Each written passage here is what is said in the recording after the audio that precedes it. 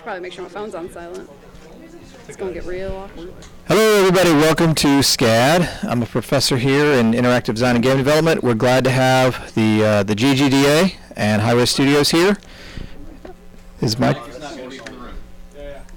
So, welcome, and I'm going to turn it over to Sarah. Oh. Hey, Chris.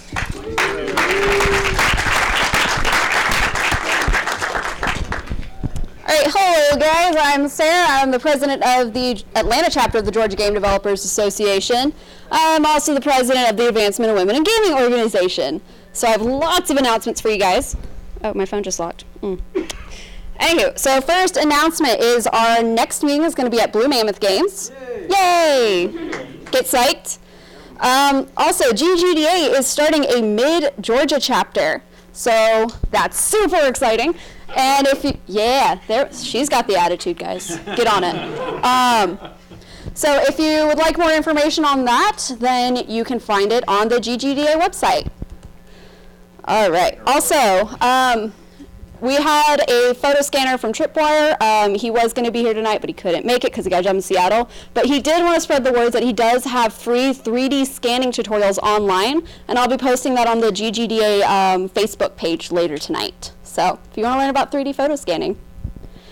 Also, AWG on March 23rd, we are going to be having like a little powwow with girls talking about what it's like to be a woman in games. So come out to that if you're a woman. This is going to be a women-only event. So if you want more information, you can contact me. And that's going to be at Georgia Tech. And my phone keeps shutting off. Let's see. And then also, if you are going to be at GDC, there is going to be a Southeast Mixer. I will also be posting that on the Facebook group, so you can check that out too if you're going to GDC. And that is everything. I'm going to turn it over to Andrew.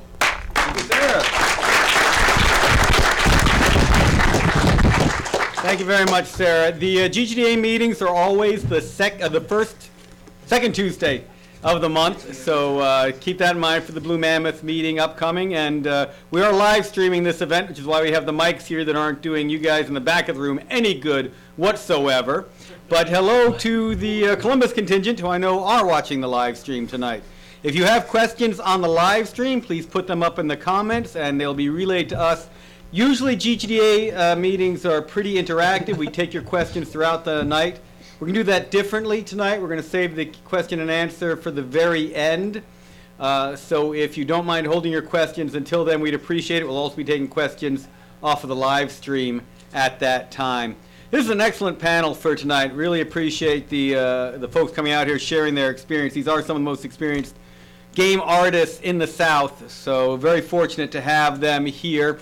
And to start this off, I'm Andrew Greenberg. I'm Executive Director of the Georgia Game Developers Association. To my left is Thomas Holt. I'm one of the art directors at Hi-Rez Studios, in charge of all levels for Smite and Paladins. And I'm Daniel Lilleberg. I'm the Director of Animation for Smite, Paladins, anything Hi-Rez. And one of the great things about the Hi-Rez team is, for none of them is this their first game studio. They've all been doing this for a little while. But Hi-Rez has some pretty unique features and works in what has been a really effective environment and does things that other studios don't do, and certainly a lot of other studios don't do well. So we've titled this Hi-Rez and the Agile Artist to talk about kind of the environment there. I know a number of you want to talk about getting into the industry. We'll talk about that as well. But I think that the Hi-Rez ecosystem for creating art is an especially effective one, and based on the quality art they turn out and the number of skins you have out for every character now and the amount of money those skins bring in, I think they've done an amazing job. So I'd love for you guys to talk about not just skins, obviously, but the entirety of how art goes from beginning to implementation and then beyond with additions and additions. Well, I think the first thing is just kind of a little bit understanding of like the studio. So I'm going to use Smite as example, as obviously it's kind of the largest title that's currently fully released and now hitting multiple platforms on console. But typical console development, you basically have a team, you have pre-production, you do production, and then you crunch right up until the point they take it out of your hands, they stick it on disc, and then they sell it for $60 in a store. And so it's all the work up front with the hope and prayer that it pays off in the end, and maybe you get some DLC, maybe you get a sequel and stuff out of it. And then you have, and that goes for consoles, for PCs, but for kind of your traditional business model.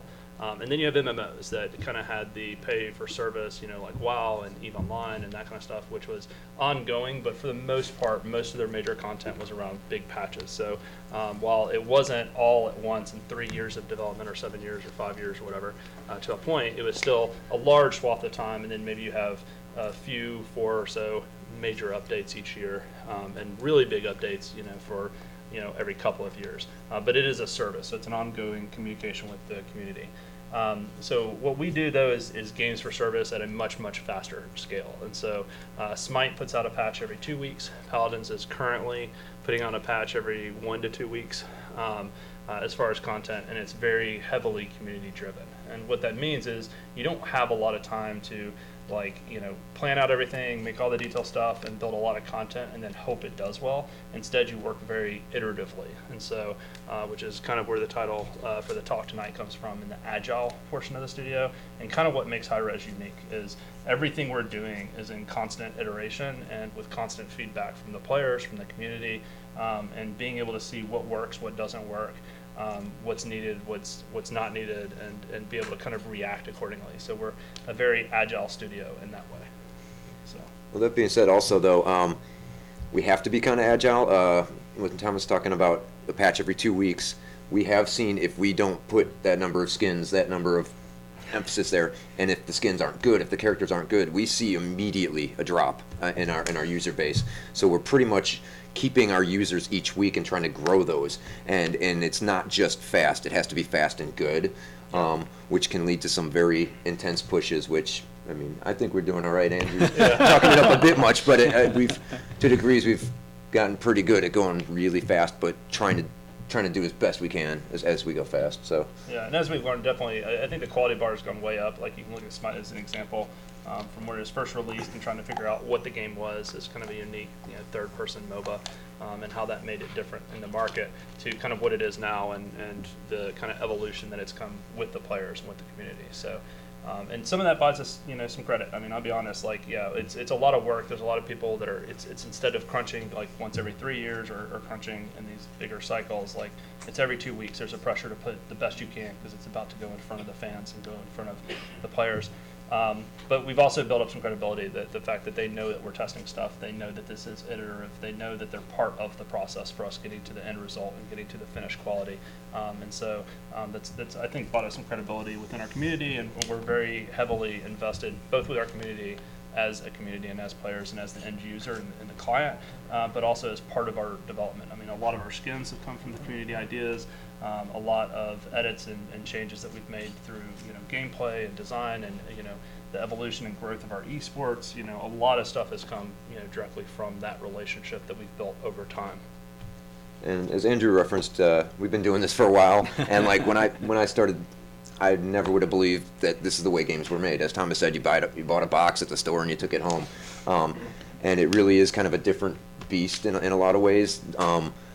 But it's certainly something I think that we've reacted pretty well to. I wouldn't say, it is strange sometimes though. Sometimes we miss. Sometimes we're like, this skin is going to be awesome, and it just kind of falls flat, and we still internally think it's really awesome, and we just don't know why people, the early test was good, and it didn't. And then we'll get some community ones, like they keep trying to have us make this pizza guy. I don't know. I don't know. So it is a feeling out with the community, and kind of what I was referencing. When we started Hi-Rez, we were the traditional thing, and it was when we were working on Tribes when we started to see the esports grow, and that has been really good. And we have pretty much in our offices, we have Twitch, it's a broadcast studios and all that stuff. Awesome. And that kind of started up during Tribes, and I'm like, people want to watch? I'd just play instead of watch, right? But it's been really good for us, and that's really where we started to engage our community, and really started, especially with the Tribes. The Tribes fan base is hardcore and very vocal, and that was kind of where we cut our teeth, and navigating that, I think, kind of gave us just that framework where we went right from that into Smite, and we didn't even really think, a lot of the stuff Thomas was talking about, we don't even really think about. It's just kind of, we just kind of did it. That being said, we have a whole group that studies how this one sold, and we kind of put those metrics in. But as far as artists and kind of functionally going into it, we're like, that worked, let's let's do it again, right? I mean, for going from tribes to Smite, we were already at a pace. The community was already talking back to us, and it just kind of built, and now it's a beast. Yeah. As a long-term tribes player, yeah, we're vocal is kind of Yes. understatement for us. Yes, so. yes. So Daniel, did you work on Dungeon Lords? Mm-hmm. Yeah, you and I worked on the same title at one point. Yeah, So although- that's a little different process. That's the old traditional into a box and into the store Yes, method. yes, and previous to that, Wizards and Warriors at the same yeah? studio. Yeah, Yeah, yeah. so, yeah, I'm old. So for both of you, I'd love to talk about the Hi-Rez process of taking something from the very beginning, concept, whether it's in fan or wherever, into implementation and then beyond. I mean, if you want to use a character as an example, that's great, so you get a good look at the animations and so on. I mean, it can take a little while because you're really testing the hell out of them. Well, I think like if you look at the different games, it's different, right? Like, and that's part of it too. I think tonight we'll probably reference both Smite and Paladins, and they're just at very different time periods. Like Smite is, while it's still evolving and still growing, there's still things we want to do in it, and obviously like skins and that kind of stuff. But even just with the core game, it's pretty established. Like, you know, there's a schedule. Like we can pretty much predict how long this will take, you know, or this will take, and you know, and it's definitely a challenge, and every day it's different. But it's an established game versus like Paladins is much more experimental and much more, you know, it's closed beta, and so we're relying on that beta community to give us feedback to ideas. And so I think on the art side, where a lot of that comes in is, at least for me, one of the biggest shocks to this was getting over the fear of having people see stuff before it was ready. You know, as an artist, you're used to that for art critique, right? Like whether it's your teacher or in student form or with other artists, and we definitely do that internally amongst artists. But man, putting it out there on the internet, like exposing it to Reddit, you know, was super scary. And so it's one of those things though where you just see that it works, and you still want to put your best foot forward. You want to make sure that it's representational enough to be judged fairly. But it's saved us a lot. Like you look at it, and the earlier you can get feedback, the earlier you can get an understanding of what's working, what's not working, the better off it is. It just means that you have to spend more cycles and iteration while it's live to get it to the quality bar that you want. So. And as far as Smite, because it's definitely a different beast, first of all, starting with world mythologies is great. There's so much to build on top of. So when you talk about starting a character process, well, first of all, there's already the existing pantheons. There's always people wanting more pantheons. Within the pantheons, people want, you know, this god or that god, and we're hearing that pretty frequently. So that alone is like, it's fun. You know, mythology's cool, and you get to kind of, this goddess was did this and that. You can go through their lore and kind of tell. We basically, so as a group, we pretty early throw all these on a table, and we know predictively, like, we need another female for this pantheon, or, you know, we're down on a Mayan. We know some of that, but otherwise it really is just us talking through it and saying what's the hooks on it, what would be cool. And I'm not sure how other studios kind of roll through this, but we are pretty cross-functional at that point. We have animators there, modelers there, concept artists, effects, environment people, all just chiming in as far as what the character is, and at least my opinion is the more disciplines that kind of goes through, and the more people who have buy-in on the whole character, the smoother it goes through the whole pipeline. There's even beyond smoother, there's even anticipation points when we know we have a pet with a character. If we know we have this character's going to have this really awesome ability, I got guys waiting for that. Like, when can I animate that? Which is really great internally as far as staying agile, is keeping not only the community excited, but actually keeps the artists excited. Some of the stuff we get to deal with is as far as you know, just the characters and the range and what we can do with them. You know, we can use this much of the lore, we can use all the lore. You know, we can find one or two hooks on the character and build our character around that. It's kind of a really cool process, but like I said, I think one of the strengths is that for the most part, we kick through that as artist designers and talk through a lot of, argue a lot sometimes, but that's just, In a you know, good way. in a good way, but that's Yeah. part of the process, Creative and that really, through that process, once it's there and it's about to go in the pipe, most departments already have good exposure, they're already bought in, so when it gets to them, they can move fast on it. So I think that helps as far as. And that is actually another really big separator from most of the studios that I've either worked at or seen in the studio or in the industry. for Hi-Rez is the fact that we are very discipline driven. Like it's a very much, it's not necessarily designed by committee. We all have our own areas of expertise and responsibility, and there's a lot of trust and you know, people who are responsible for it for the most part are the ones that are driving it, but it is very collaborative. And so even with this, like, you know, we're all directors for 10 Chucks there. But it's like, you know, instead of it kind of being a top-down kind of forced, you know, kind of military view, man, I just summoned you. Like, I literally just said your name. I should have done this sooner. Building to find. So, I turned in and I got spit back onto the connector. yeah. So this is great because I'm about to introduce you because I was about to tell you what we all did. So it's like, you know, I'm over all the level stuff. You know, Daniel's over all the animation stuff, and Chuck is basically the VFX director for the studio, and basically helps kind of oversight with that. And so instead of having that top-down kind of branch, it is very collaborative from all the different team leads and directors and disciplines. And I think that comes through in the product. Like, you have people who play the game. They play the game during their lunch hours. They play the game at home. They're passionate about it. They're excited about it, even if it's a piece of it or the whole thing. And then as a group, we argue, and it all kind of like comes together. So can Even you the ones we argue on, a lot of times those just get moved back in the queue. Yeah. And then, like, eventually, if you keep an idea and you germinate it and then build Until it up, the it'll fifth eventually fight's loop back done. in. You know, it's a lot of times it's which one we doing now, as opposed to, you know, there's a lot of great ideas out there in mythology. So And some of them are great, and you just don't have time because, again, we are on that tight schedule and that iteration loop and stuff. So it's Yeah. like, oh my goodness, this would be, you know, Medusa obviously was wanted for a long time, but she also has a snake tail. So trying to fit her into kind of a normal cycle makes it very difficult. Same thing with like a centaur. You know, Right, or this stuff. person has a pet wolf. How does that work? Spoilers. it's coming soon. Super excited for that one. So I'm glad you brought up the point that you guys are the leads. For some reason, there's not a class on how to be an art lead. If you could talk a little bit about your role in the process, and it's different at Hi-Rez, because at most studios, the art director tells the concept artist to do this, immediately hands it off to the modeler, who hands it off to the texture, who hands it off to animation, who hands it off to VFX. You guys have a pipeline, but there's a lot more collaboration all the way through. So can you talk a little bit about your specific roles in that process? Yeah, we use a really, really lateral architecture. So all the leads kind of function together from an art directorial standpoint. And that wasn't, I wouldn't say, really an efficiency or workflow decision. It was the evolution of the company kind of shook out that way. And that's part of the way our products are kind of developed, because the owner of the company runs the crazy incubator team. And then when he's done incubating a thing to where it's going to be closer to the marketplace, he kind of moves on to that thing. So he's kind of the top, and then, you know, when he moved on to the next project, that kind of decapitated Smite, and then we decided to just keep an architecture where everybody was lateral to each other. And I think that works out pretty well, as long as everybody communicates very effectively, which we try to do a lot of. But yeah, it all really boils down to the very, very fast cycle in which we have to deliver things.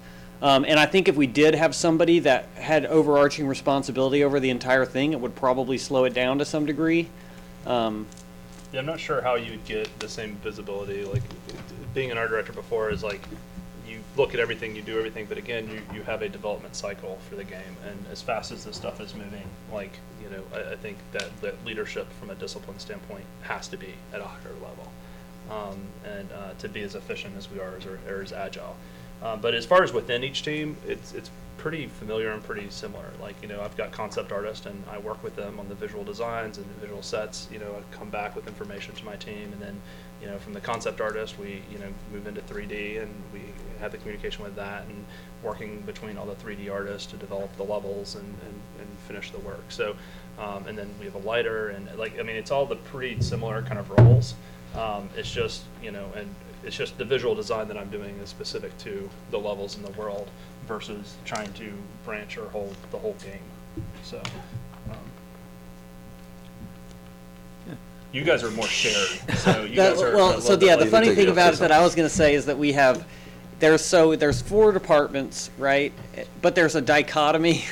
So we have the 2 departments that make things, right?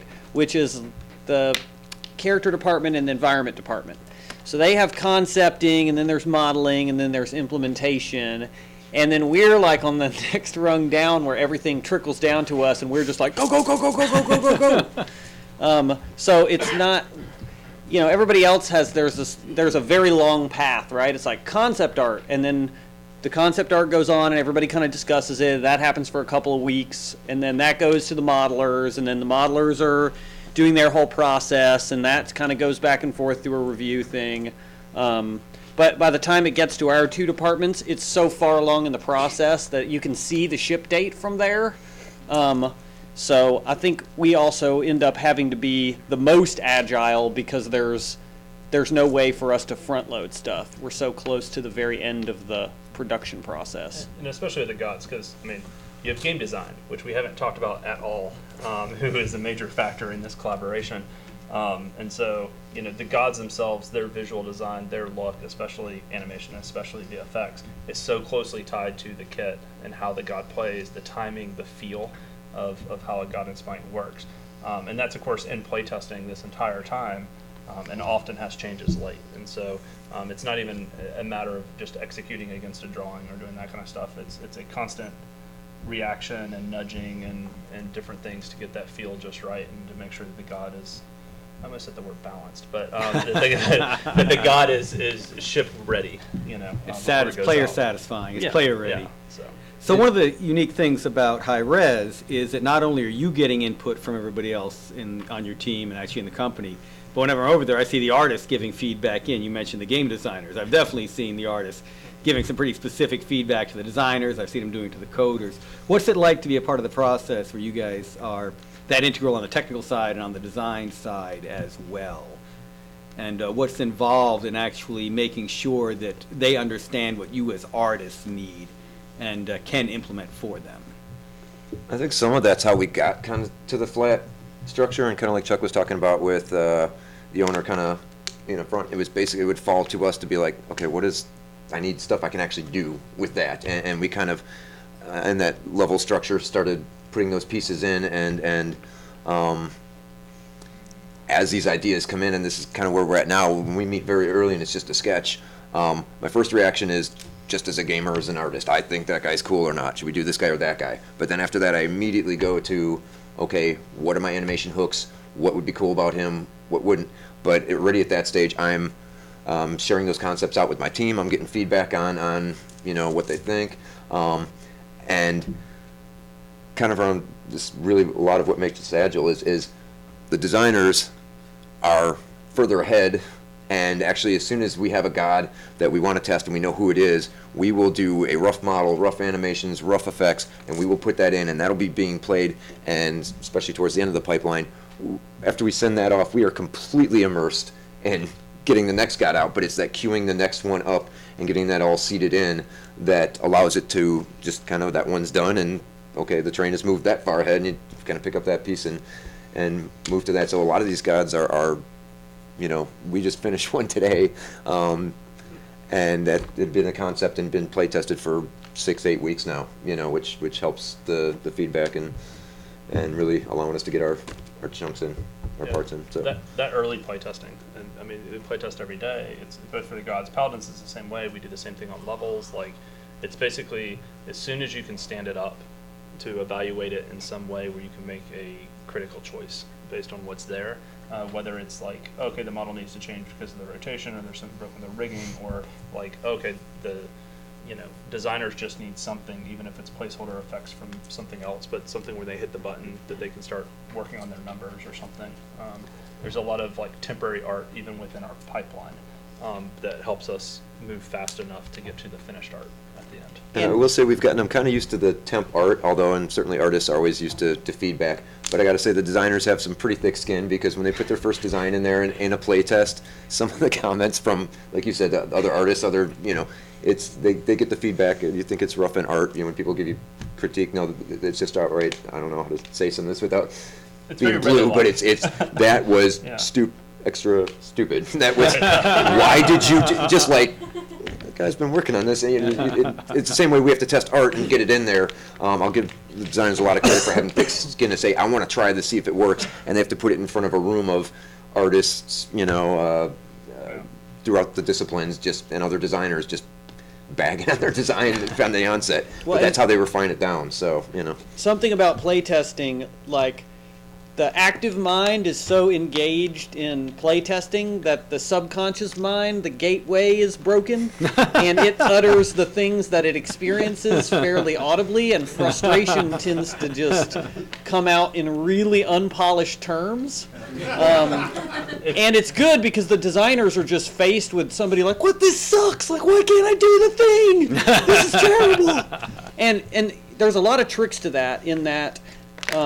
You have to figure out which parts of the brokenness is bad design, or unrefined design, or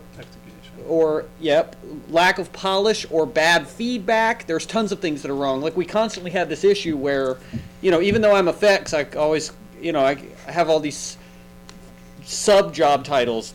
Associate sound designer, which the reason for associate sound designer is because if somebody doesn't put sound on an ability, it feels really bad, and no one knows why. It's just like, this, I can't tell that the guy is doing that. It's like, it doesn't make a sound, and then the designers will come and they're like, well, nobody knows that this is happening. Can you make it brighter? I'm like, I can't make it so bright that it makes a sound. So I just started going in and just putting in a sound, like, whatever. And then I will send it to the sound guy, and I'll be like, I put temp sounds on these things.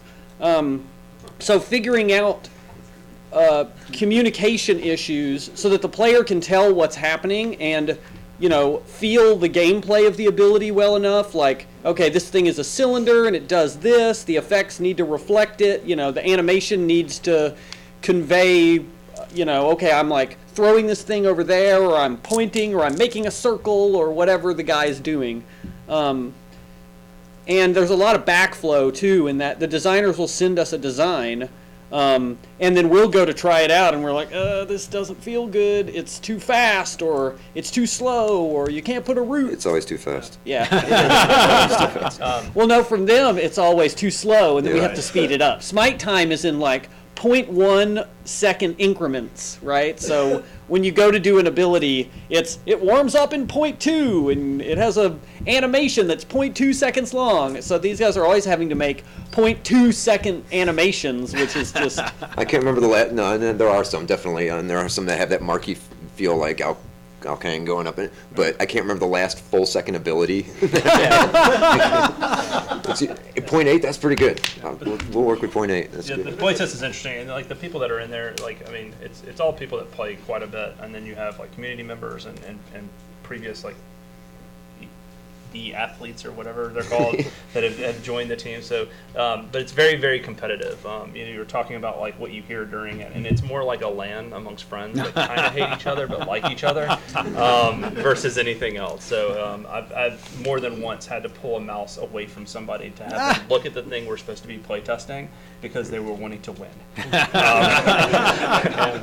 And so, but that's a good sign though. It's like when you have that kind of like competition, you get that kind of feel, and people playing the game every day, that you can kind of evaluate stuff earlier. Well, that brings up a really good point, because at Hi-Rez, the artist is not just a cog in a wheel doing the same thing day after day. What kind of artist temperament is involved? You can't just be someone who... There's the old quote that perfection is the enemy of done. And you guys get the stuff really good, but... What is perfection? Yeah, at some point you have to let it be pried out of your still undead hands. So what kind of temperament is required for an artist to do this effectively? Obviously, thick skin and ability to give as good as they get, but Hope. What else? Hope. So, I mean, I think that's.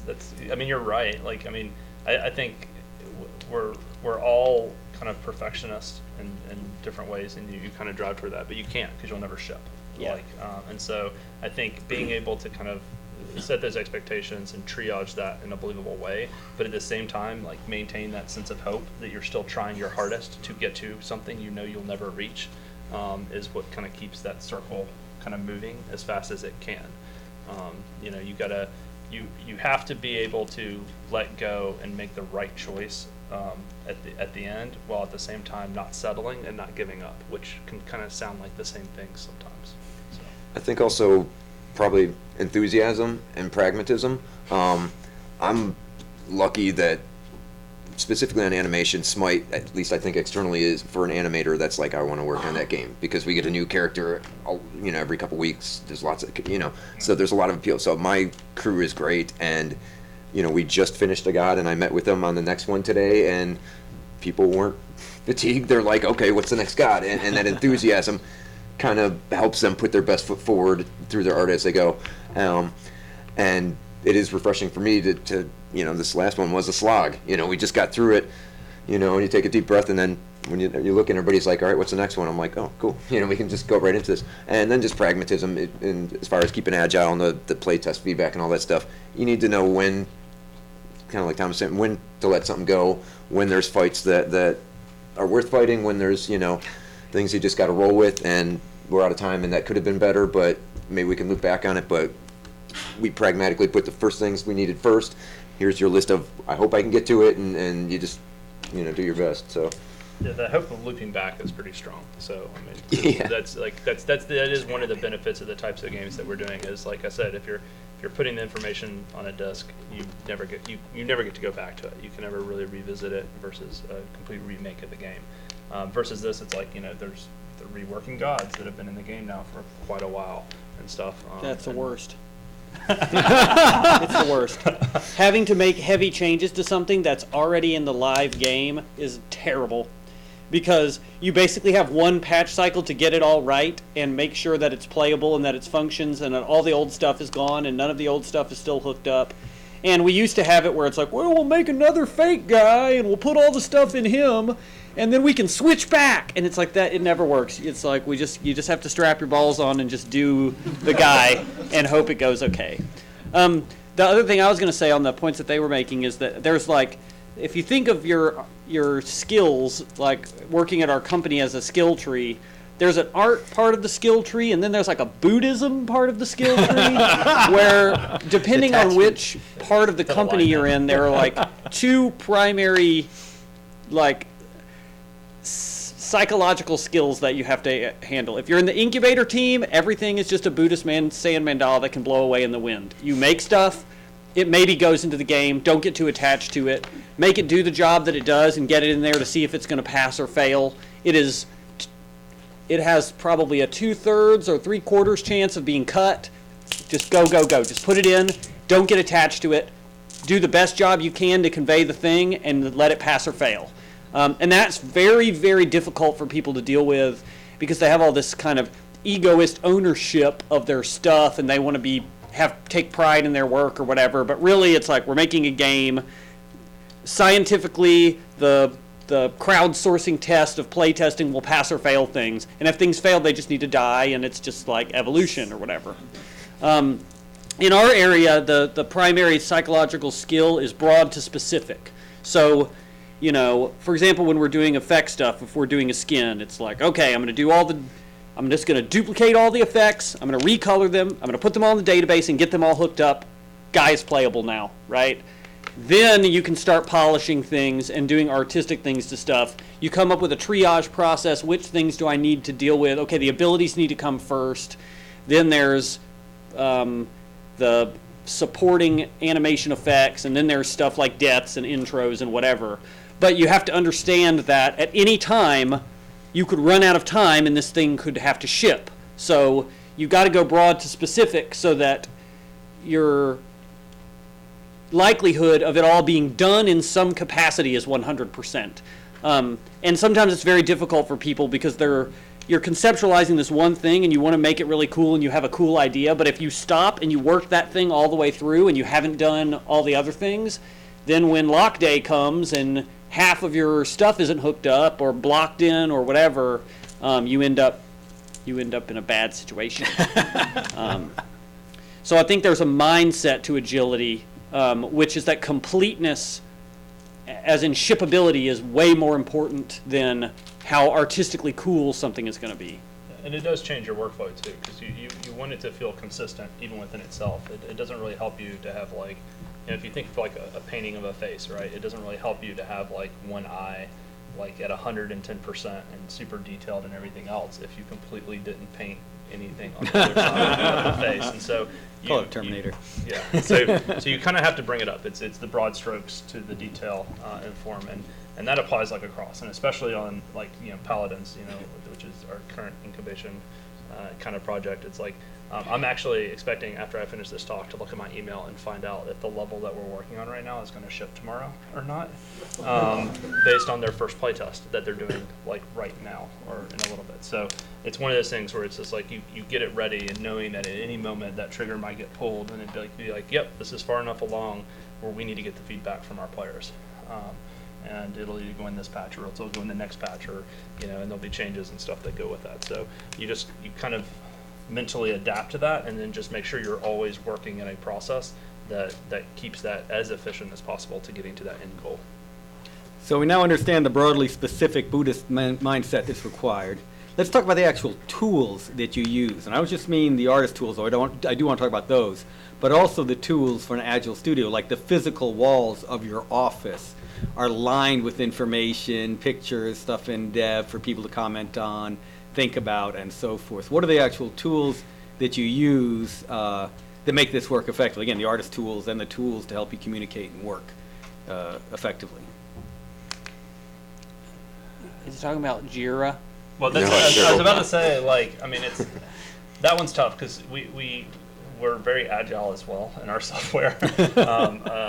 Since I've been at the studio, it's changed quite a bit. I mean, we use Google Documents and all of that stuff for the basics.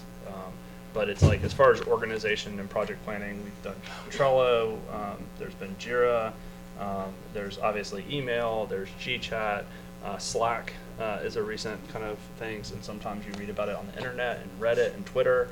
And so it's pretty much, I think, communication, as I think one of these guys said earlier, amongst that group and through development is key. And so it's about any kind of form of communication or idea of a way to better communicate or to get information more broadly sent or understood fast has been explored or is in exploration or is trying. I don't know if we have a single thing that's like that's it.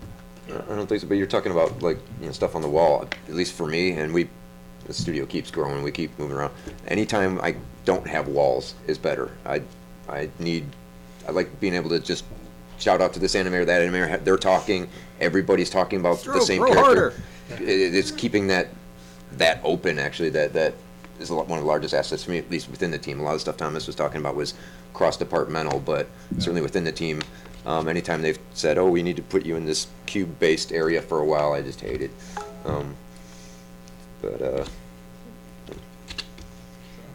Some people like the open office layout. Some people don't. It's very mixed. I know it works really well for them. We just finally got moved into this weird little room, and I was like, oh, I can think again. This is amazing. It's shaped like a pentagram for Chuck. I can't listen to 40 people talk the entire day. It's just. It's probably part of the difference, and this is even the Agile breaks down from group to group, but in most cases when I can, although it is an asset to be able to have skins line there so I can say, all right, you four on this guy, but as often as I can, I have all my animators on the same character. We can go through the character a lot quicker, but then also everybody's talking, it's cohesive, probably drives Chuck nuts. But as much as possible, I keep that entire group, and we discuss the character as a group. Keeping that together really kind of helps that part move fast.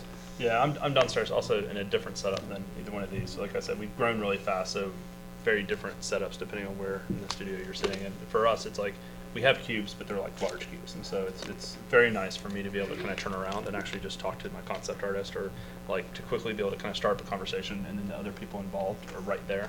My 3D artists sit together, and I try to kind of orient them so that it's with people that they're sitting directly with. So even as I come around for like reviews, or if I come over to answer a question or give feedback, the other guys will take their headphones off, or they'll be listening, or they'll come over as well and kind of look at it, and which is really nice when we're working on environments, which is like very large, complex things with lots of different assets that have to look like they belong together and go together.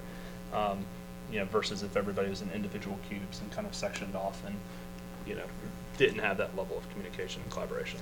We kind of came from at least the owner came from a business software kind of background, and actually some of the they for a while just kept trying to keep putting us in cubes, and then actually we started, and then Eric they started tearing down these things just pop right off, right? So if somebody's on the other side, we would just start taking those down. And I think it took them a while to go, oh, these guys like it a little different or something. I don't know. It's like the lights. We unscrew the light bulbs and stuff, Yeah. so Yeah. that we don't have the lights. I think in every place as game well. studio's done that at some point. As much as the fire code will allow, yeah. Yeah. So let's talk a little bit. You brought up the idea of what you do with each of these groups. Can you talk a little bit as art leads about an average day for you? I know there's no such thing, but generally, what are your tasks? What are you having to oversee? What are you having to do on a day-to-day basis? Yeah. Me, I got to keep ahead of my guys. Or my crew. That's priority one, because I think I'm up 12 animators now, I think. And like I said earlier, Smite's a pretty fun game to work on. They're all very enthusiastic, and where even as a year ago I would be fully involved in the production, now I can only kind of do the onset, and then from there I just need to keep ahead of them. And that's really kind of within the character, reviewing specific arcs, getting it in game, working with the tech group to actually so we can see it in the next venue. And once the character gets to a point where we're just dangling the cloth and doing this and that, then it's my job to get the next character queued up and start figuring out what the hooks are so we can start meeting as a group and developing that further. So, you know, I guess it depends if it's character or skin, but my job now kind of boils down to, well, still set the tone of each new thing coming, but largely keep ahead of them because they move pretty fast. So a lot of that just involves review, making sure the next thing is ready, and figuring out when I give it to them, they're going to ask me questions. Have those ready. So it's probably a little different. I mean, yeah, well, it's all the same fundamental issue, which is now that so we used to do a 2-week patch cycle and then a 3-week patch cycle, and the 3-week patch cycle was to kind of catch your breath. But as they ran the numbers, they have discovered that our growth rate takes a hit every time we do a 3-week patch cycle. So guess what happened? No more 3-week patch cycles. So now, the second that you're done, you have to immediately queue up the next round, right? And so it's a constant process of doing that, because the last thing that you want is for any artist or anybody really to be idle for any period of time, right? We cannot afford any of that to happen. So Not that we don't relax when we can, but idle when you don't need them to be is the bad part. When you're like, I need something for this person to do, and the larger your team, the more people are sitting on their hands. Right. So. And I mean, you know, for a long period of time, I was having everybody be just 100% responsible for every tiny detail of the thing, and now we're going so fast that I can't do that. So everyone else goes forward and does their things. When they think they've got it mostly good, they check it in, and I go through it line item by line item and make sure that everything is working correctly and is functional and is not going to create a memory leak or crash the game or whatever, because they're moving on to doing the next thing. So just on the day that you've finished the projects that you were working on, the very next day you walk into the office and we all stand around the marker board and we're like, okay, what's up for the next patch? Who's taking this? Who's taking this? And we kind of assign everything out to everybody. We're also kind of doing this, there's also a revolving setup where every patch we're working on skins, and then we're working on a god, and then we maybe have a god very, very early in development. So we kind of stagger those. Some person will be working on a god at any given time, and we rotate who's doing the actual god effects and then who's doing the skin effects, because the god effects pass is very stressful, and you know, you don't want to burn somebody out having them do too many things in a row. So one guy will be making super, super rough effects that are just getting things ready to play test. Another guy's polishing the god that we're about to ship, and the rest of the guys are grinding out skins. I assume your thing is pretty much close, your overall delivery system. Yeah, except there's just enough of them. I got to have the next thing kind of there ahead of time, but it's pretty important what you said, what Chuck said though, especially when we're talking about Agile, is that there are, even though we're always busy, there is these ebbs and flows. The gods can be a lot more intensive. There's a lot more to figure out, but that also can be more creatively rewarding, where then you might get a skin and it's like, oh, all we have to do is animate this cape, and people can put some music up and just kind of kick back, and there's kind of built in, at least within the agility, there's built in, the pace is always fast, but there's stress points, and some of that also is, when you're giving out the task, it's managing those stress points and keeping, all right, this person just did 3 victory animations in a row, they need a break, that type of thing. But part of it is just what we release out of Smite. There are things that are breaks, kind of, where it's, at least you can turn off your mind. You still got to go fast, but you can just, at least step back from the stress part of it a little bit. So I think that's... Well, I find there's also like a, I don't know how to describe it. There's also like, you experience artistic mojo fluctuations where some days you're feeling really creative and you're ready to like tackle a complex problem, and then some days you're just like and then Are those Mondays? yeah, well, and so a lot of it too is that I find that people tend to break up their tasks for the whole patch cycle based on whether they're feeling creative or not. So you have a massive amount of uncreative tasks, my database work and my notify skinning and copying all the things and whatever, technical stuff.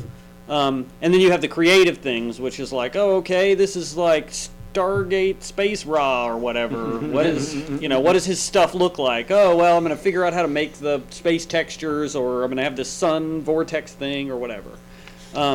So kind of balancing that to doing the creative things when you're actually feeling creative, and doing the technical things when you're not, because you can do those regardless of, whatever your level of creativity is. You can just kind of grind them out like you're rolling silverware or whatever. So I find that's another thing that kind of informs the balance of what you're working on at any given time. Mine's a little bit different. So of my team, it's like 14 people, counting all the different specialties and stuff.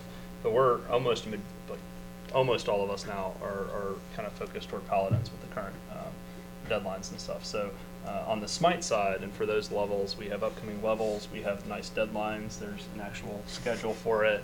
Where you can kind of plan, and you're like, okay, are we on plan? Are we not on plan? I look at performance numbers every day. And then I review the progress and deal with questions as they come up from the artists that are working on it. But it's a fairly defined problem and delivery and situation going into it.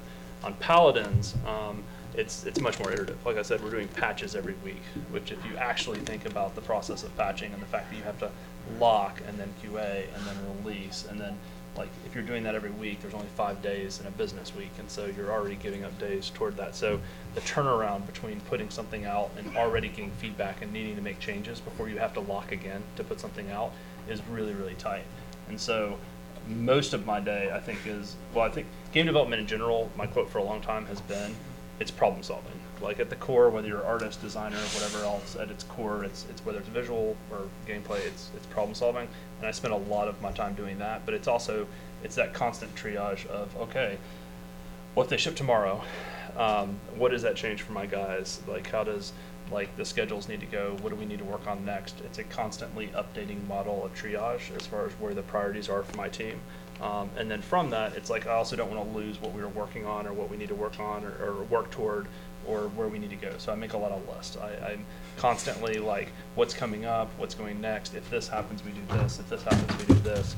And then again, it's like it's looking at performance. It's doing reviews, playing through the level, sending out screenshots. Kind of doing the moment-to-moment kind of corrections as the visual look of the levels are coming up and going together, and then working a lot with design and the other departments in QA as far as like the problems and the bugs and stuff to make sure we are hitting those really tight deadlines. But we do a dev build every day, and so we do a dev build every day, and we do a patch build practically once a week. And so making sure everything is in the right state and ready to ship, and just even technically is feasible to actually ship to people outside of our office in itself is like kind of a big checklist of things to do, let alone that it's looking the right way and having the visual look. And then looking down the road too, because while this level's due now, and we may have one more week on it, there's a level that's supposed to be right after that. And then we're only going to be on that level for 2 to 3 weeks, which means there's a level past that, which means I need to get concept on this one that's coming up. And so it's a very much a constantly triaging waterfall of kind of priorities and what needs to happen in my team that can make the game better. So now you have the pleasure of making more lists and more than art, personally. Yeah, well, I also, then I stay late and I do production art. Because there's some tasks, though, it's mostly Unreal side of stuff. I don't get to actually do as much of the modeling and texturing. But it's mostly the fact that as you're putting together a level, individual artists are contributing all these assets and stuff, but at some point there's still passes, there's still collision, there's still performance stuff, there's still, you know, even artistic passes that take place in the editor on the level as a whole. And so I generally need to wait till everybody's done working and checked in. So usually after they go home is when I do those things. And then we get you here, luckily. Yeah. So let's talk about incorporating new artists into this process. Hi-Rez is about 200 people now, and so you've been around for a few years now. So you've had a lot of artists come through. Thankfully, a good number of them have kept. A few of them haven't worked out. What do you now look for in the artists who apply, the artists who get on in through the door? Oh, let me do this one. Okay, so we've This is the optimistic side. sort of. Have you met Chuck? I wouldn't call it's all pragmatism all the time. So here's the deal for me is that we've hired experienced artists, we've hired new artists, and my just overwhelming preference is to hire for effects. This is a little bit of a different thing because effects is only a thing that's starting to become a thing. It's only recently become its own separate discipline outside of the other components. But the important thing about that is I would rather take somebody that doesn't have experience, that like does decent on the test and is familiar enough with UDK and shows promise, and train that person to be exactly the thing that I need them to be, then hire somebody that's been out in the industry and has all these expectations of how the workload is going to be and how the culture is going to be and how things are supposed to go and what the HR department is supposed to do and how the PTO system works and all this crap. So I feel like when we hire experienced people, there is more of a danger of them not being a culture fit for the way our engine is constantly moving forward at a high speed. But all the people that I've hired that are like young and excited and just show potential, I would much rather train them and get them to be a fully evolved person. We can do that pretty quickly, and they can remember their training well enough to help train other people. So I prefer to hire people that are like more young and hungry and inexperienced. And I have a test, and I get the person generally on a recommendation, and they take the test. And if the test looks good, they get interviewed. Like, that's all. I don't even care. Like, I'll look at the portfolio and I'll be like, there's some stuff in here that kind of looks okay. Give them the test. And if the test looks good, then I'm like, okay, well, the test was hard enough that's the things. That's the things that we do. So if the guy can just do that, he has use to me. And it's always a matter of if I bring this person in on day one, are they going to have use to me? That's all I care about. Really cold. Actually, that's the most optimistic I've ever heard that one out of Chuck. I was just going to say, like, so I've had success on both sides as far as, like, bringing in, like, experienced people and bringing in new people. To me, I think, like, looking back at which artist on the teams I've built, even not even just at Hi-Rez, but just in the past, the things that I think call out that to me are the ones that are successful, that continue forward and stuff, are the people who can problem solve, right? And basically take something that they learn from here and apply it to the next one, that they can essentially learn, as Chuck put it, and kind of and grow and do better things. And the people that have drive and they have like that hope, that optimism, they have that kind of like constant desire to learn and to be better and constant kind of growth. Because I think if you have that and you can also learn, you can kind of adapt to the environment, you can do these things. And especially, I think in the team in general, but for levels, but just as an overall team, the ideal goal is that you have, from a game that it looks cohesive and it feels good and it feels like a single artist did it. Now granted, you want it to be like, the best artist who's ever lived, right? But that it feels amazing, and that only comes if you can get coordination of people kind of working together. I don't want to interrupt, but my neighbor is texting me that there's someone in my house and my dog is outside running around. So I'm going to go make a phone call, and I'll either be back or I won't, depending on the results. Good luck. If we see a really good body at the next Halloween party, we'll know. You guys don't know how difficult it was to think of an Agile example for you guys today. This talk. Yeah, it's very reactive. We're still trying to find out that level shift. Yeah. And dinged, I don't know what that means. For my group, I don't require an art test because I've been on the other side of them and I hate them. You never know if the person's working a full-time job and doing it late at night. You don't know if you're getting their best work. So what I try and like to do, and when Smite started, it was me and two other animators. Just so we're big enough now where I don't know if I scare people when they come in and say it's like Smite's a machine now, and it'll beat you into shape basically. The pace is so fast, and we. Where we can, as a studio, we try and run anyone new coming in through Smite. So when they go to these other projects, Smite's the stable, big thing that people want to work on. So everyone coming in goes through Smite. So basically, since my team has gotten to a point, I really stress, well, beyond what I see as far as their animation chops. But once I see, a group where I like their chops and reels, my entire group reviews it. We all vote on it together. Because basically, once they have I can tell they have the base level animation to do at least some part of the Smite pipeline.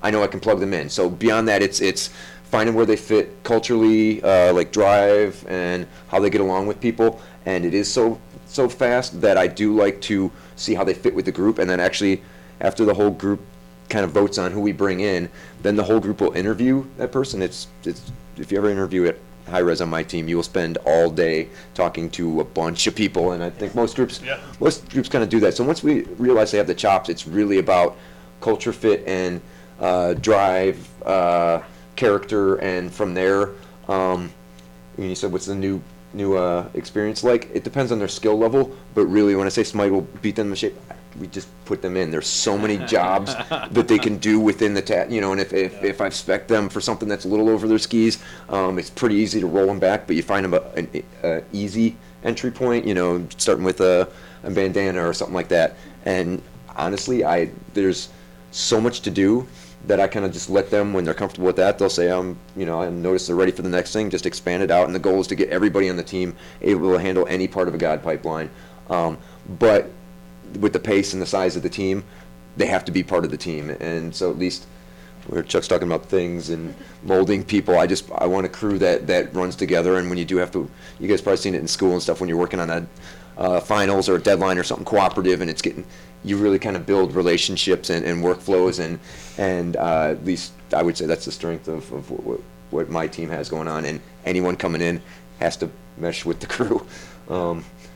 Yeah, I think there's across the board, like all the answers from us are kind of the intangible things that are outside of it. And I should mention, that all assumes that the art chops is there. The amount of applications we get for any position that's posted is a huge amount, and that gets quickly filtered down.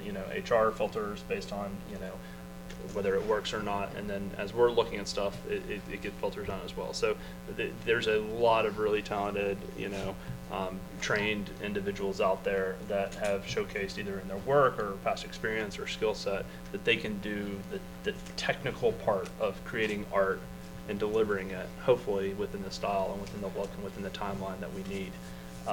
It really comes down to all of those other things. Is like, can you survive the process? Can you, do you fit into the environment? Do you, can you gel with the way that we make a game, and still deliver that high quality content? Excellent. So we're going to open up to questions and answers, to Q&A now. Oh, that's why Chuck left. Yeah, we wasn't about to get that grilling. He's always a step ahead. My dog's neighbors. So while the AV team is setting this up, and if you have a question, come on down here, right? You can have you just come on down. Up, right here. Excellent, thank you.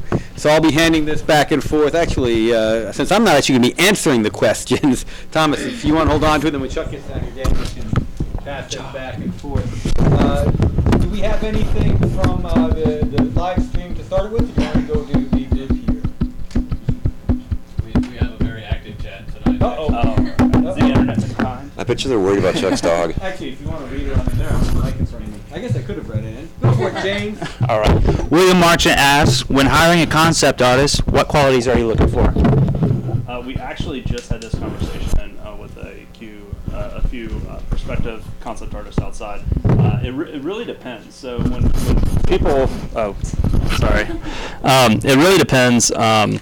Like I said, like right before we started the presentation, the panel, we were talking to a few people outside about this. Is generally concept gets lumped together with a lot of things. So for our studio, kind of the breakdown that we have is we have kind of your concept artist, which is more visual design and kind of production oriented, which I'll come back to. But then we also have like illustrators, and so if you've seen Smite and seen the card art and that kind of stuff, it's more promo, flash, marketing-ish kind of type materials.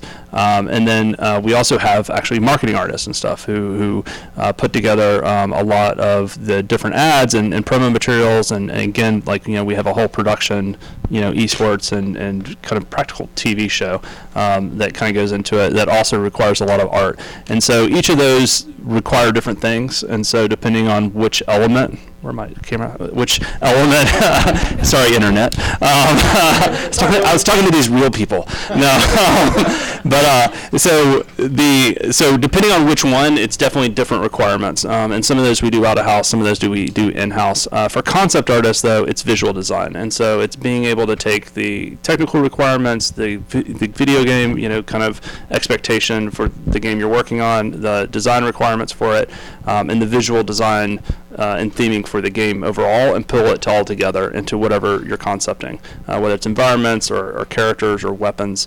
And then as part of that, it's creating a blueprint for a 3D artist to work from. So it definitely has to convey, like, it has to sell people on it. It has to be awesome. You have to, like, it has to look good. It has to be able to sell mood and tone. But there's a lot of different types of concepts that go into it, from key art to kind of mood and tone pieces to, breakdowns to, style guides to reference sheets. There's a lot of different elements that go into that communication of visual design, which is at its core what a concept artist does. So. Is that? Let's have a live. I don't hire concept artists. What's your name and what's your question? Christina Gilstrap, and actually we talked outside about what you said. So another question I actually had was, I believe it was on Reddit, and I believe some of them were discussing that some ethnic groups were actually a little offended of how gods were represented. So how does, well, it's a two-part question. For one, how does Hi-Rez actually react to some of the claims that you guys had to deal with? And also, what is the kind of studies that you guys have to deal with making the gods? Like, for example, with the Mayan gods, like, what kind of research does a concept artist have to do, or do you have like another team that does that research for you?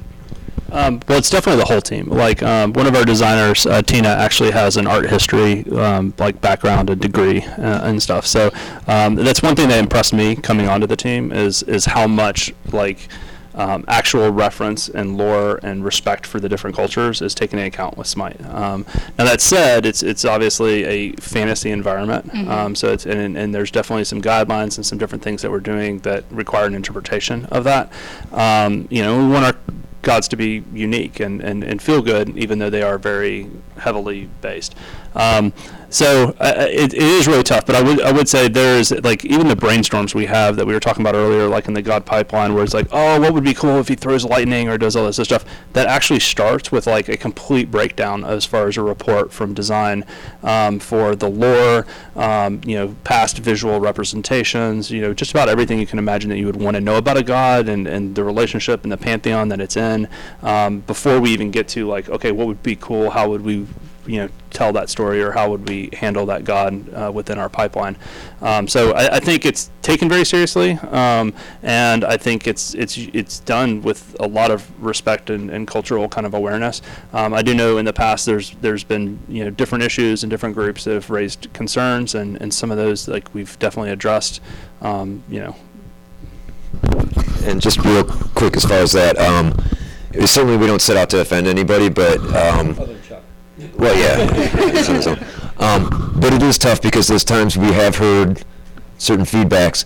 Actually, a lot of these gods, if you look at like either the depictions on walls or whatever. Some of really violent, really sexual, and a lot of times, the character you're dealing with, like they have a title like out of sacrifice. Well, how are you not going to make that pretty gnarly, So, I mean, without getting into specifics, I would say anytime we've offended somebody, it's certainly started, as Thomas said, like we're just kind of looking at what's there and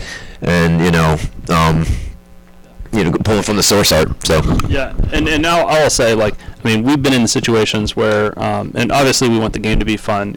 We make entertainment, but we've definitely pulled great ideas and not done things because we didn't feel that it was authentic to what the god is and stuff. So I think one of the strengths to Smite is that we have these rich lores, these rich cultures to kind of pull from, which have like engaged human beings, for centuries and stuff. So we're definitely respectful of the source material. And as an outsider, I'm actually impressed by how much praise Hi-Rez has gotten for a lot of the depictions from mythologists and from people involved in the lores on them, compared to how little actually controversy over the whole lifespan of what have been deities, how little controversy there's actually been. I think it's dramatic to look at the scale and see how differently it weighs. And if you do want a good controversial game like that, go across the street to Adult Swim and play Bible Fight. Next question. Yeah. Come along, and then we'll go back to the interwebs. Hello, guys. Thank you for the panel. Corey name and Dornbush. then the question. Yeah, Corey Dornbush. Just want to ask a question about how do producers work in your teams? Because it sounds like you deal with more of the bandwidth of actually giving tasks out to actual people. We do. So I think at Hi-Rez, a lot of it is. Oh, sorry. I'll repeat the. Okay. This microphone really doesn't make it louder, but I will try to speak up for you. Okay. So the question was from a producer standpoint. It sounds like we as directors actually do a lot of the tasking and kind of scheduling and kind of producer-like work for our teams. And my answer is we do. And so part of the breakdown and from discipline is we are moving very, very fast, and we're agile. And although the studio has gotten quite large, we still operate as a fairly small studio, and so there's not really a person on the team that doesn't actually individually contribute as well, and so we don't have a lot of kind of those middle layers of management and producers and stuff that you get on some of the very, very large teams for some other studios. So yeah, the reason why I asked that, because I worked at Bethesda Softworks prior, and it was just like, oh, all that tasking stuff goes towards your producers, and then right, and I've worked at EA, I've worked at a number of studios, and it's just a different structure and kind of a different process for it. I would say, our directors all check in files, they all are actively kind of involved, and we kind of each kind of manage our individual groups with a full awareness of the work that needs to happen and also the deadlines and the forms that go into it. We do have some producers though, and they're amazing, and they help out a huge amount within the development things. We have senior producers that run our meetings, because again, communication is huge, and that's where I think the value of a producer is really available. We just don't have producers inserted all along the way. And then while we've been talking a lot about the game development side, Hi-Rez Studios is also, has a lot of studio side stuff. So you have marketing, you have like the esports brands, you have our, publishing and different kind of branches. And there's quite a few producers that deal with that, especially when you're dealing with communication with outside partners and different disciplines, in some cases in different buildings. So. Cool, thank you. Just I'm jumping in real quick. Basically, producer or manager, and actually I didn't get into animation to run a team or do any of that. I like doing animation. But as you start finding, you have more stuff to do, your teams get larger. Basically, our producers at Hi-Rez is basically like me being the animation director. I basically found as the larger my team got, you're basically always looking for people you don't have to worry about. I know that guy's got this and it's handled. He can run these 3 people, and basically our producers run that the same way. They wouldn't look for any other expertise on the levels except for Thomas. He knows it's handled, so it's just breaking his scope of what a producer is and putting it into chunks that he doesn't have to worry about, and we're those chunks, if that makes sense. Yeah, absolutely. Cool. Thank you. Next question from the stream. All right, just got a question from Nicholas Cato. So, when designing a new god for Smite, how many unique design aspects are scrapped in an attempt to make the character more recognizable to the players? In other words, have you ever decided to stick a more culturally relevant depiction of a god over something more authentic to the lore? Oh, so instead of repeating, so what you're saying is, have we ever done something that we feel will resonate with an audience as far as like a Western depiction of Yes. a god that people will recognize, other than what's authentic to the actual culture and the origin? Exactly. What's going on in that stream? I know, it's getting crazy. So yes. So Medusa is a great example of this. So I mean, Medusa and some of these other things. The problem is, not the problem, but one of the benefits that we have from mythology is the fact that, almost like our superheroes, right? They are very culturally relevant. They've been kind of absorbed, and there is a common theme. Regardless of how Zeus was actually depicted in ancient Greece, right? If our customers or the players don't resonate and be like, oh, that's Zeus, then it doesn't matter. It doesn't. So we try to kind of balance those two. Fortunately, I think most of those are pretty accurate. But obviously, like Medusa is strongly influenced by a movie that came out that made her extremely popular outside of her written lore and stuff. So. I will say also, we do tend to, on the base god, go more traditional because we know we're going to get skins, and that when we start having people talk to us about a pizza guy again, which is a very modern depiction. So we You're trying to get this pizza guy made. No, I'm not. I feel like you're just sliding it in there. I don't want to give him any other ideas. But we know we have those coming. A lot of them are humorous intentionally. A lot of them, work with their shapes to bring in a modern element. So more often than not, we do try and have the base gods be the traditional gods, and the skins are them in a different, universe or something. So.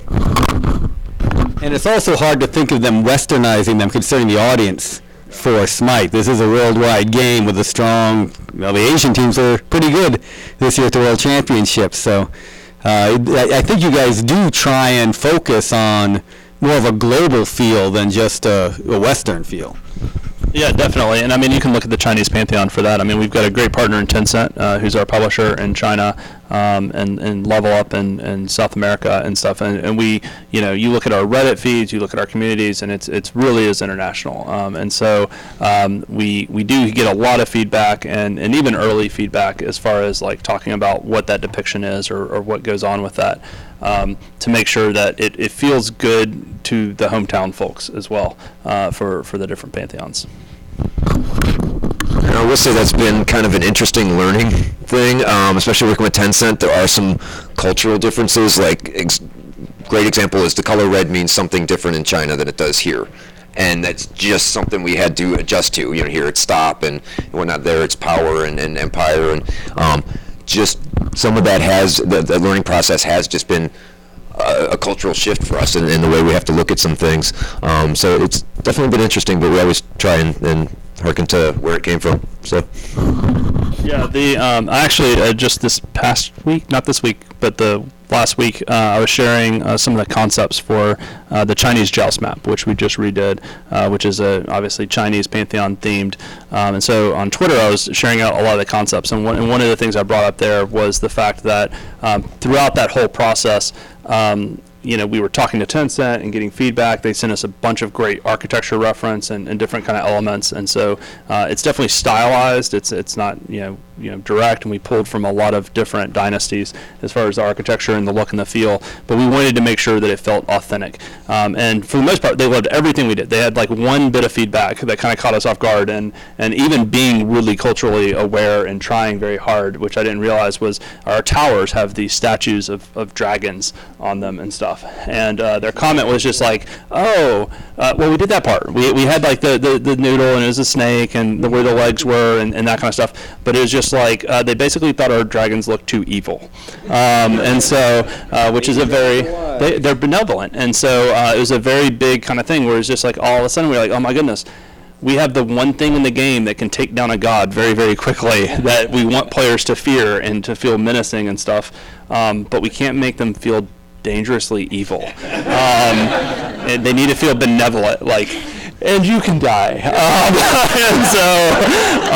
And so we went back and forth with them, and I think we found a good compromise, like, something that they felt kind of majestic and benevolent, but at the same time still felt threatening to the gods and stuff. But yeah, so it's definitely different things mean different things in different parts of the world, and we do try to be aware and actually active as far as our international community goes. We've kept these guys way long. You want 2 more questions? Is that good? All right.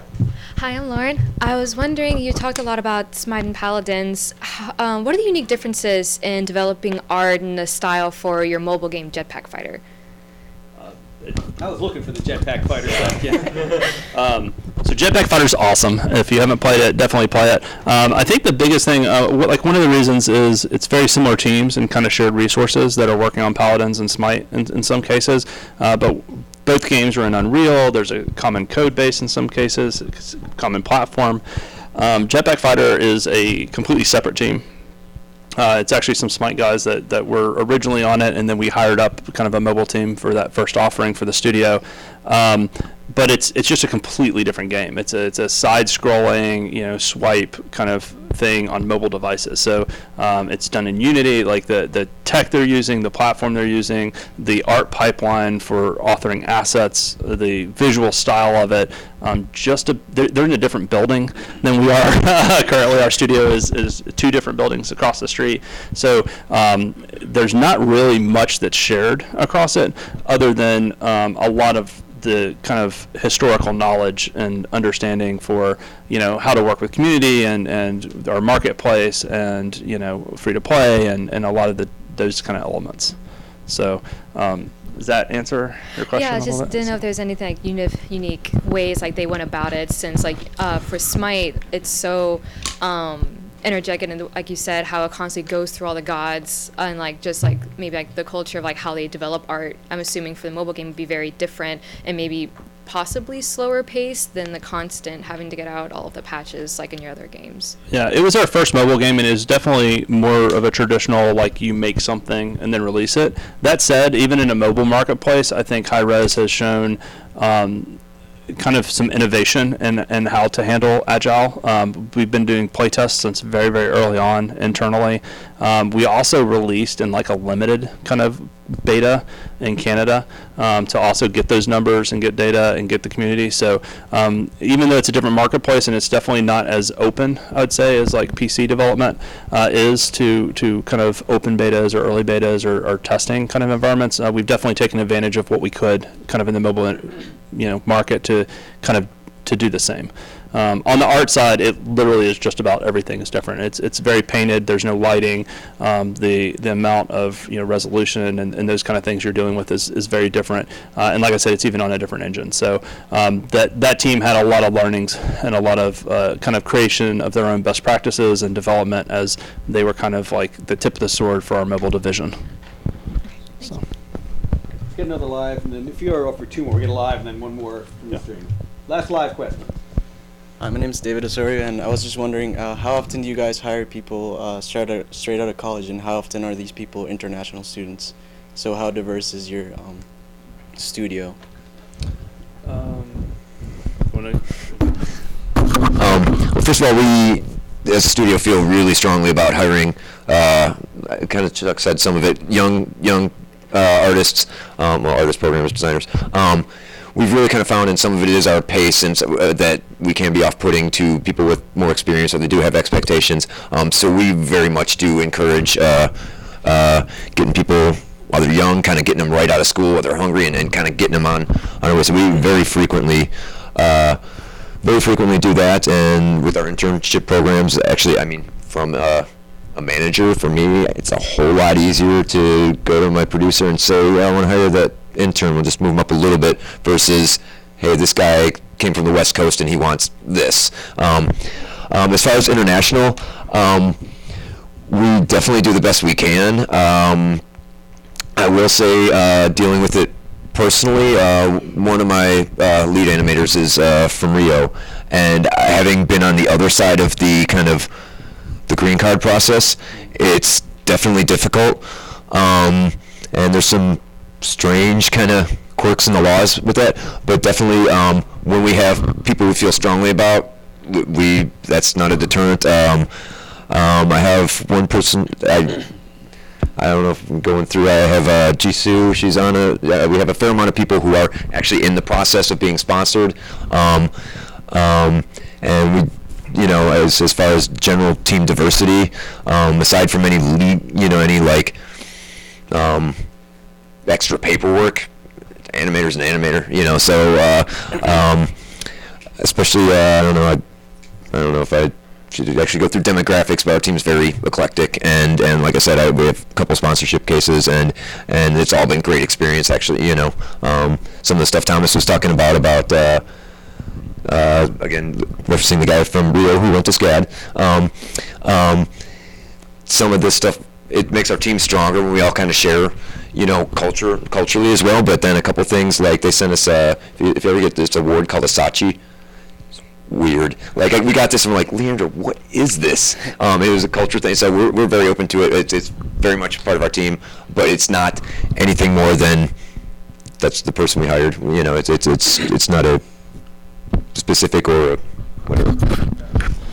Yeah, I think especially from the international side, I mean, Hi-Rez is extremely diversified as far as where people have come from and where they're pulled. But you know, obviously the paperwork and getting visas or going green card or all of those different things do add complexity.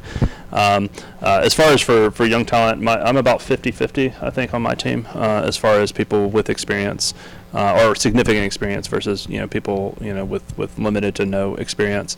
I've hired in the last year or so, a person straight out of school from the West Coast, and then we had an intern last summer that has done an amazing job that we brought on full time, and then I've got potential of 2 interns for this summer as well. So, you know, talent's talent, and you try to pull them in and get them in any way you can. So, having been involved with the game development industry for 25 years and having seen it New York, Seattle, Washington, California, Texas, everywhere, one thing that's always impressed me about the Georgia industry is this is the most diverse I've seen in the world, period. And I think the industry has gotten rightly dinged for being very poor with its diversity, but I think that Georgia really is one of the best places for that in the world. So, final question from the stream. Let's see if they've got something nasty to say to us. Hank Silman wants to know, what is the division of time between pre-production, production, and post on the art side? And how much overlap is there between sprints and subtasks? Depends on how long lunch is. So no. Hour, 2 hours. Yeah. So no, I mean it really varies depending on what the discipline is and what the deliverable is. You know, there's some elements where, you know, we know ahead of time that we're, you know, for the levels, for instance, where we know ahead of time that we're doing something. It's a really major undertaking, like the Chinese Joust map that we just released for Smite. And so we've got a lot of pre-production time as we were finishing up Arena, and then we started production, and then we had some other stuff come up as we were going through. So it was on the order of months for that. But we've also put together levels, and, you know, to go out to Paladins for testing new game modes in like a week and stuff. So and for an individual asset, you know, for the most part, we try to make sure that there's either concept or reference and stuff going from it. But sometimes it's like, okay, we need you to do this room. You've already done 4 rooms. Like, just make sure it's fitting into the same style, and let's work through it. And so it's working live within that environment. So there's not really, you know, a common answer. I mean, like I said, back in console development, it's pretty easy to say, okay, well, you're usually looking at, you know, 2 to 3 months, depending on your team, for pre-production, and then your production time would sit somewhere between 8 and 10 months, and then you would go into kind of a post-production as you finish up and wrap up, and, you know, overall you end up with about 18 months of like hardcore production that's going toward it, even though a game development cycle might be 3 years. That's how much you're spending on the actual production part. But like with what we do, it depends on the cycle, it depends on the patch, depends on what the asset is, you know, as far as going into the elements. I mean, is there? That's the only thing I'd add to that, and it does vary from game to which game and whatever. But basically, I try and and we try and as leads try and work through a lot of the pre-production at least, and my crew, I want them on production. I want them on polishing stuff. I try and have everything as figured out as I can. So when I have this whole crew moves really fast because we've got them that way, they're not having to do the question work of pre-production. It's a known quantity. So I'm not saying we don't invest time in pre-production. We invest a lot of time in pre-production, but to keep things moving fast, we try, at least on my team, I try and keep them on what you're working on is that's final asset, make it final, develop it, you know. So I try and keep most of the team on the production. So. Yeah, as Daniel said, you know, for his what he does in the day, it's like you just try to stay up in front of everything, and so it might change and it might go to different elements, but you know, it's, you know, I'm doing top-down maps. You know, it's you're working with the concept artist, making sure that we have visual development for whatever is the next level that people are going into, so that as people free up from one task or one god or one level or one room or whatever it is, that the next task is there, it's ready, and they already have the reference or they already have the concept, they already have the direction that they need to just be able to execute, because with the time period we have, it's a machine. It's just, you know, you need people to just constantly be generating content. All right, I get the last question. Anywhere on that level? Man, I'm dying to know. Come on. All right. Well, thank you very much to SCAD Atlanta. Thank you to Thomas Holt. Thank you to Daniel Lilleberg. Thank you to Chuck. We hope you haven't had to deal damage to somebody, but I really appreciate it. We will see everybody next month at Blue Mammoth. It will be live streamed again. And in addition, remember the AWG meeting on March 23rd. If you're in Middle or South Georgia, we'll have a meeting at Columbus State University on March 25th. And we'll see everyone soon. Thank you all very much. Thanks. That was awesome, man.